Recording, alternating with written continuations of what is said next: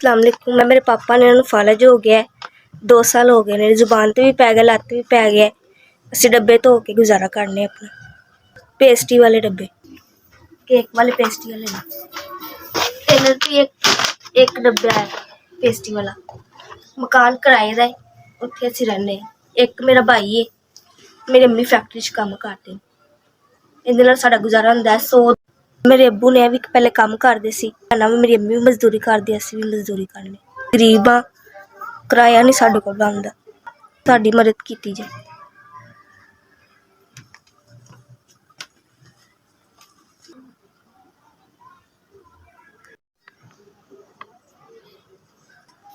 SVS ਤੁਹਾਡੀ ਬਹੁਤ ਮਿਹਰਬਾਨੀ, ਤੁਸੀਂ ਸਾਡੀ 5000 ਦੇ ਕੇ ਮਦਦ ਕੀਤੀ। ਅੱਲਾ ਤੁਹਾਨੂੰ ਖੁਸ਼ ਰੱਖੇ, ਆਬਾਦ ਰੱਖੇ।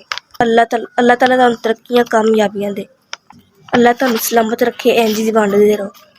SVS ਤੁਸੀਂ ਸਾਡੀ ਮਦਦ ਕੀਤੀ, ਤੁਸੀਂ ਸਾਡਾ ਖਿਆਲ ਕੀਤਾ। ਅਸੀਂ ਬਹੁਤ ਗਰੀਬ, ਤੁਹਾਨੂੰ ਖੁਸ਼ ਰੱਖੇ, ਤੁਹਾਡਾ ਬਹੁਤ ਬਹੁਤ ਸ਼ੁਕਰੀਆ। ਅੱਲਾ ਤਾਲਾ ਤੁਹਾਡੇ ਉਦਾਰੇ ਨੂੰ ਤਰੱਕੀਆਂ ਤੇ ਕਾਮਯਾਬੀਆਂ ਦੇ।